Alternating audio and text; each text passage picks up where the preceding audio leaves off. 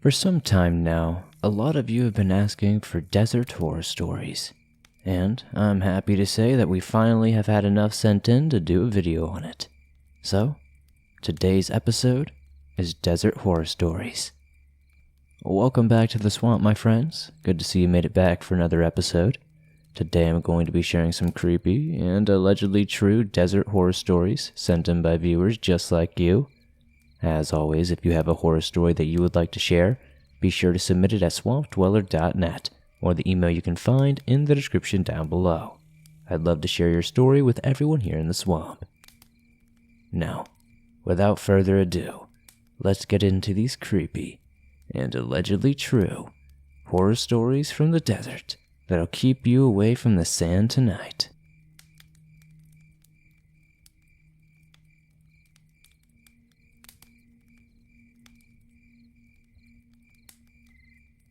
A few years ago now, I took a break from my regular 9-to-5 job to go traveling around the world. It started with a nasty breakup with my girlfriend. I was fixated on it. Like I literally couldn't get some of the things she said out of my mind. And it got to the point to where it was pretty severely affecting my performance at work. Luckily, my boss was pretty sympathetic towards the situation. He told me that I should take an extended holiday to basically flush my system, then return to work with the focus and drive I'd lost as a result of the breakup. That gave me the idea to go traveling. My travels started pretty simple at first. I rented a car and began to drive around Europe, seeing all the places that my ex had never fancied visiting when we were together. But it wasn't long before I developed a real thirst for adventure and began to crave visits to less conventional holiday destinations. That's how I ended up in the Sahara Desert. Egypt was an incredible country to visit. Seeing the Great Pyramids was truly a bucket list experience. But time after time, I felt like I was only seeing the exact same thing every tourist does when they're in the country. I wanted to get out somewhere off the beaten path, to have a truly unique experience. So I found myself checking out brochures for desert tours. Like I said, almost every single one seemed like a complete tourist trap, where they'd take you out into the desert on a camel train, lead you around in a circle, then head back to civilization. I remember mentioning that exact thing to a guy in a tourist office, who in turn told me he had a friend that did business with a tribe of Bedouins who lived out in the Sahara. For a small fee, his friend would drive me out into the desert, where, in exchange for a bit of cash, I might be able to arrange a short stay among the tribesmen to experience an ancient way of living that would make my experience truly unique. So a few days after, I sat there in a 4x4, driving out into the Sahara with a complete stranger named Rashid. Rashid barely spoke any English, but still found ways to communicate, and getting on the road for my first proper adventure made me feel like a discount Lawrence of Arabia or something. But the views of the desert were really something else. It was like an ocean of sand out there. The heat wasn't the only thing that fried my brain, just the sight of miles and miles of dunes as far as the eye could see. It was absolutely incredible, and some of my best photos from the entire trip were taken from the tops of some of those mountains of rock and sand. Staying with the Bedouins was an amazing experience too. I didn't think they would be so welcoming to a complete stranger that wished to insert himself into their lives, but they didn't seem to mind at all. They called me Musafer, which means traveler in Arabic, and invited me into their tents to drink coffee and sample their food. But the thing is, it is customary for Bedouin to offer their guest meat from the head of the sheep they slaughter in their honor, particularly the eyeballs. Eating a sheep's eyeballs was probably one of the scariest, most high-pressure things I've ever had to do. I was absolutely terrified of puking or retching in front of them, as there were ways that could be taken out of context as an insult. I didn't want to be ungrateful, but not only did I manage to keep it down, it didn't actually taste bad at all. It had an unusual texture, sure, but it wasn't unbearable by any stretch of the imagination. I thought the worst was over but I couldn't have been more wrong. The next morning, Rashid, who'd stayed overnight with me so he could drive me back the following day, shook me awake in the guest tent. He was frantically talking in Arabic, and although I could not understand exactly what he was saying, I could tell from the tone of his voice that something was horribly wrong. But like I said, we did not need much to be able to have a basic level of understanding. And when he picked up my rucksack and threw it towards me, I knew what he was getting at. We need to get out of here. And outside the tent, in my half-awake daze, I thought it might have been out of anger. But as I came to my senses and walked outside of the tent, I realized what was in their voices. It was fear. In the distance, I saw something that at first I'm not sure my tiny Western brain could have computed. Even now, I still don't understand everything. We don't have all that much in the way of extreme weather in England. The worst it gets is usually some heavy wind and rain. So seeing a huge wall of darkness on the horizon, a gargantuan mass of brown and black, was just about the most terrifying thing I'd ever seen in my life. It was a sandstorm, and it was approaching fast. Unlike the Bidwin, we were completely unprepared for a sandstorm of that magnitude. The damage it would do to our lungs if we were caught out in it, not to mention the damage it would do to Rashid's vehicle, might mean we would be stranded in the desert for a long time. And the Bidwin only had barely enough supplies to support themselves, let alone 2 other strangers. We had to get out of there, and we had to do it quick. We barely got out in time, and looking back to see the Bidwin camp swallowed up by the storm as it continued to pursue us across the desert was honestly terrifying. It was so impossibly huge. It reminded me of something out of a Lovecraft horror story or something. Something that was so impossible to behold that is kind of maddening. Like it frazzles your brain just to lay eyes on it.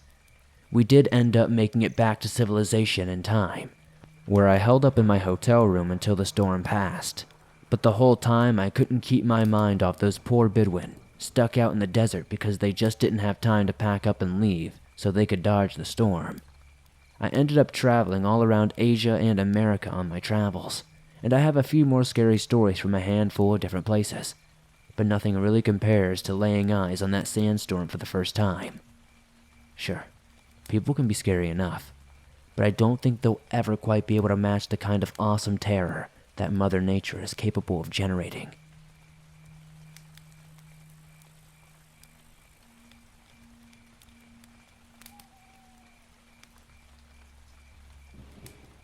I love listening to your stories while I drive to work around the state. I live in Arizona, and I am an avid hiker and explorer. Some years ago, there was a meteor shower that would be visible in the early morning. So, my dad, mom, and my wife all decided to drive away from the city lights to a darker area in the desert to see it. We drove about an hour or so outside the city to a place with an old dirt road going off into some small mountains. We found a place to park that was flat and got our camping chairs out to relax and watch the sky. It was a little chilly out, and that night we did see quite a few meteors. While we were there, we noticed a bat kept flying over our heads. I was not alarmed as I've seen them many times before, and usually they don't bother you. This time though was different. The bat kept getting closer to us and swooping down where we could almost feel it. My wife was getting a little freaked out and wanted to move, but I said just ignore it a little more. After some time goes by, we noticed a small dim light in the distance alongside the ground. It was very dark out and hard to see the terrain, but it appeared to be on or near the road. I kept thinking that it could be some sort of car, maybe it was a motorcycle, but I don't know. After a while, I realized it was just a single light, so the motorcycle idea was my most prominent one. As we continued to watch this light slowly move in our direction, the strangest part is that it moved smooth and level. The road was very bumpy, with gravel and rocks on it, so any vehicle would bounce up and down. Not just that, but it was completely quiet. Maybe a person walking, but they would still have the movement of their stride. We all felt completely creeped out. Along with this very dark road and no one being around, our vibe was very off. So we decided to grab our chairs and get in the car to leave. To this day, I have no explanation for what we saw. Was it an orb of light or something more ordinary? Thanks for sharing my story, Swamp Dweller.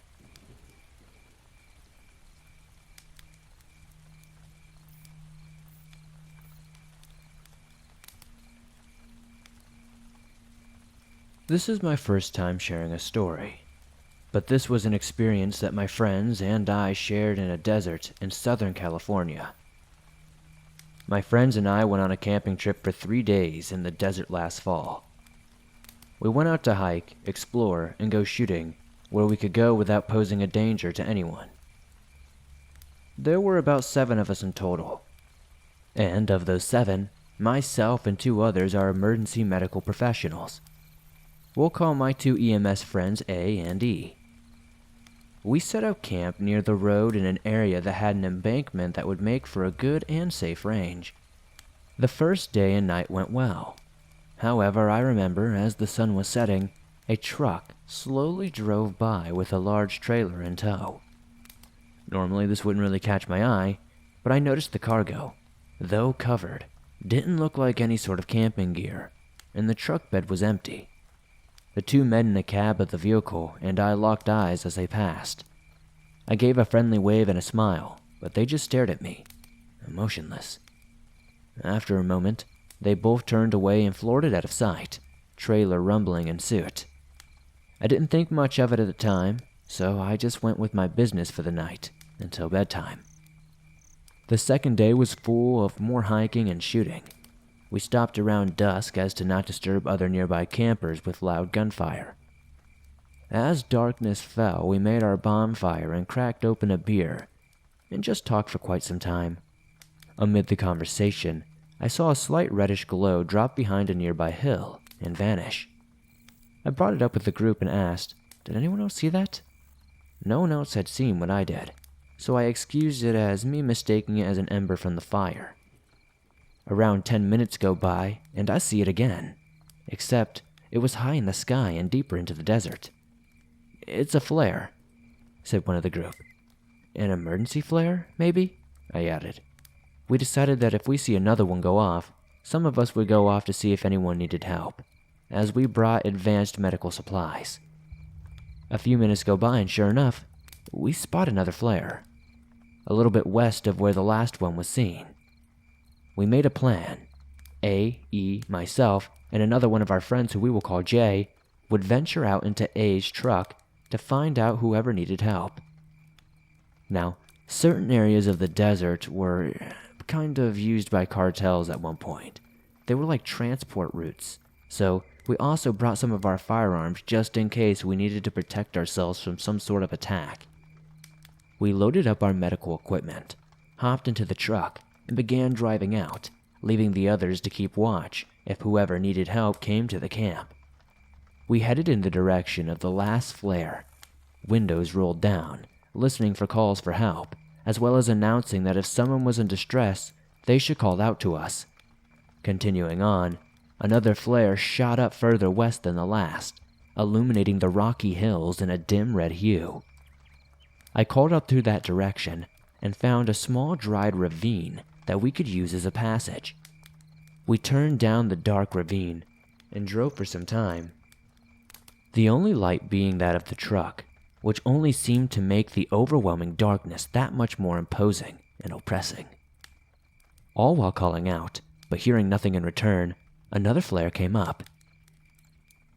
Close by, but still too far to see anyone, we continued forward until we hit the end of the ravine, which led to somewhat of a natural cul-de-sac surrounded by rocky hills on 3 sides. We hopped out and searched the area for a bit until our flashlights began to dim because I think the batteries were dying. We yelled out over and over, but no one responded. It was empty, but we could have sworn this is where it was coming from. After searching a bit more to be thorough, we decided to check another area down the main road. The end of the ravine was tight for the truck, but there was just enough room to make a U-turn. Jay and I decided to hop into the truck bed for the search, so we could see more than what the back seat would allow. As we turned out, a large cloud of dust and gravel hit me with a loud accompanying hiss. "What the hell just happened?" yelled A. "I think you blew a tire, buddy," I replied. We hopped out and inspected, and found that his rear passenger tire had blown. But I noticed something a bit off. The blow was on the wall of the tire and clean, not on the bottom and jagged, as it would be if we hit a sharp rock. I brought up how suspicious that was, but they reasoned that it must have been a larger sharp stone. As they got to work replacing the tire with the spare, I stood watch. There was some difficulty with changing the wheel. The tire iron bent, and so did one of the lug nuts. As they worked, I heard something approaching me quickly from the darkness. I immediately turned and drew my pistol, turning the light towards the sound. A large rock had rolled down on one of the jagged hills to my right and stopped about 10 feet away from me. I shined my light up to the top. I didn't see anything, but some small rocks and gravel were still tumbling down the slope. I almost laughed at how I reacted, but then another small rock began tumbling down toward me, a few feet away from me from the same area. I shined my light again, but I saw no one. I became a bit paranoid. Those rocks were way too big to be moved by an animal, and they both came from the same direction.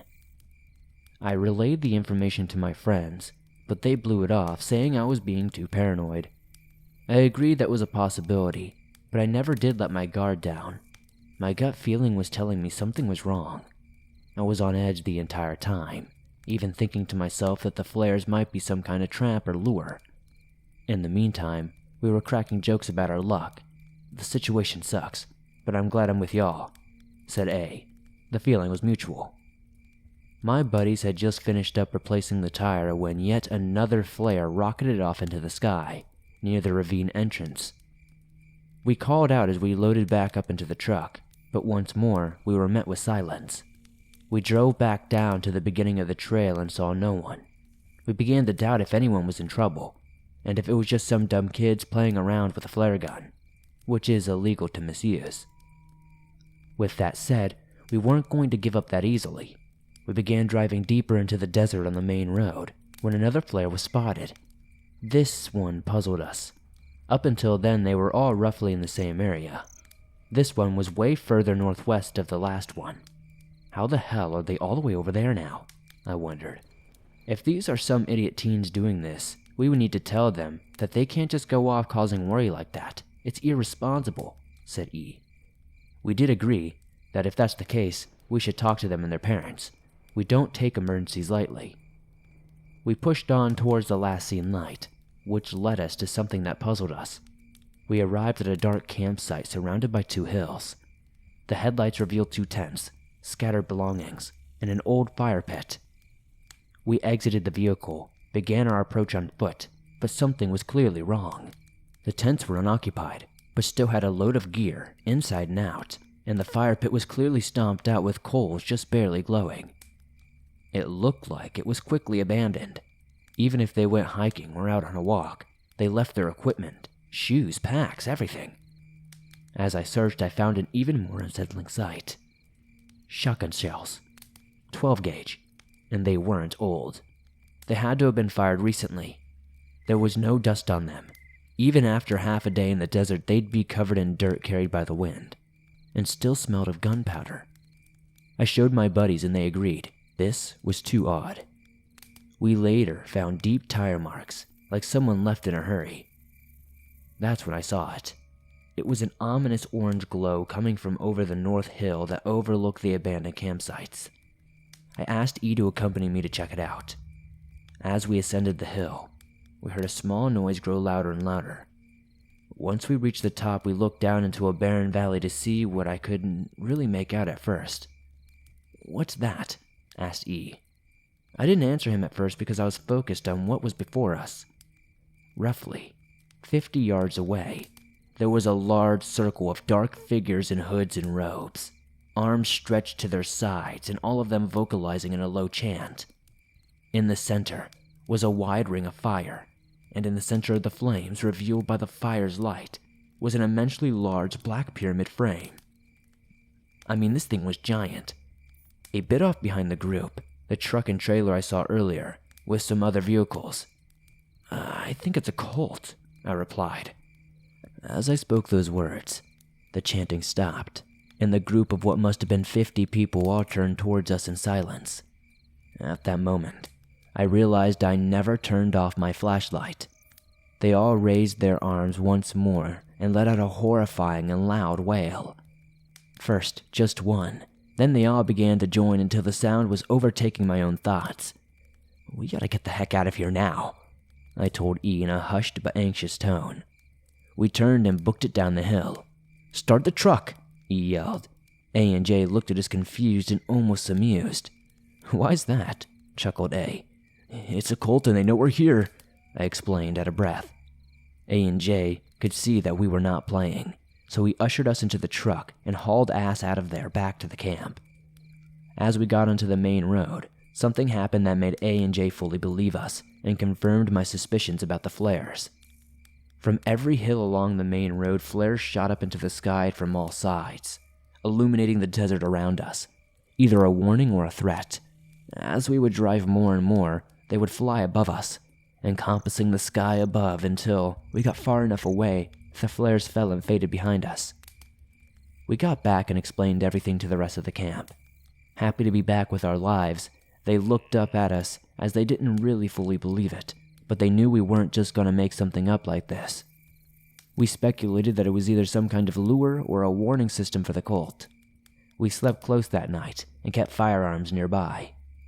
When we awoke, we cleaned up and got ready to leave. I was clearing debris from the range when I stumbled on something that wasn't there before. A small wooden pyramid frame, charred black and still smoldering. I called attention to it, and we promptly left. We got back and went on with our lives. I think back to this event every now and then, and I'm thankful that my friends and I weren't harmed, and I hope that the owners of that abandoned camp were able to escape unscathed.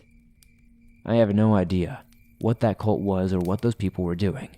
I have no clue if they were a legitimate cult or just some people trying to prank campers. I'm fortunate that I have had no other run-ins like this, but I now know there are some strange people in that desert.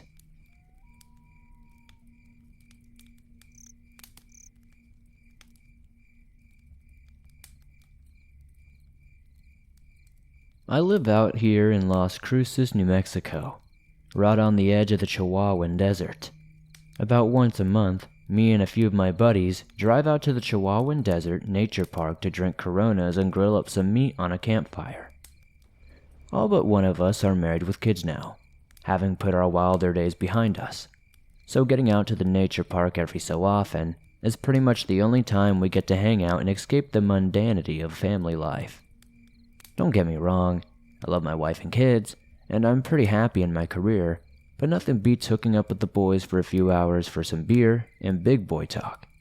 So this one time, we are out there sinking brews and complaining about the Cardinals, with hot dogs and jerky, when I find myself needing to sneak off to take a pee. I find myself a collection of little shrubs to serve as an impromptu urinal, and unsheathe my pork sword and begin to relieve myself. I should note at this point that I'm wearing khaki shorts and boots, just so you can picture how this goes down. On our way home from a camping trip, my family stopped by the Oak Springs trilobite site to fossil hunt. If you don't know the southeastern Nevada desert, the attractions are low to moderately traveled, and you will often be one of the only visitors. This site in particular was empty, and we were the only people there. A quarter-mile trail leads you to a shale deposit where you can sift through the fossils. Shortly after starting out, I heard a man call out conversationally, not really shouting but talking loud enough to communicate with someone a distance away. I was facing west on a south-facing slope, and he sounded like he was down and to the left, closer to me than the highway. I paused and took a look around, and there was no dust or engine noises from OHVs, no crunching of footsteps, nothing. There were flies buzzing about, and I decided a bug buzzed in my ear and sounded weird. A minute later, I heard another man call out, this time up the slope to my right, probably another bug. Sounds can be kinda messy in a rocky canyon, no big deal. We came upon the site, dug around for 30 minutes, it was really hot, found a new, unimpressive specimen, and headed back for the truck. At this point I had forgotten all about the voices. Driving away, I asked my husband, "What did you think? Pretty cool?" I'm the rock hound of the group and never know if anybody else is enjoying the time like I am. He replied, "Sure, it was actually pretty cool." But I kept hearing these voices and I couldn't tell where they were coming from. He had a face shield up over his ears at the time, making it unlikely a bug could have buzzed in there. He said he was hearing them on the way back to the truck and heard them calling out at least 3 times. Caliente is nearby, and Pioche is a ways further, and both towns have histories dating back to the ye olde mining days and Mormon frontiering. There are lots of railroad, gunfight, and native raid stories, and, honestly, there are some weird Warren Jeffs type stuff. Not to mention Area 51 being sorta relatively nearby. Now, we are atheists and skeptics, don't believe in ghost stories, and neither of us have ever had a paranormal experience. But this one has us scratching our heads.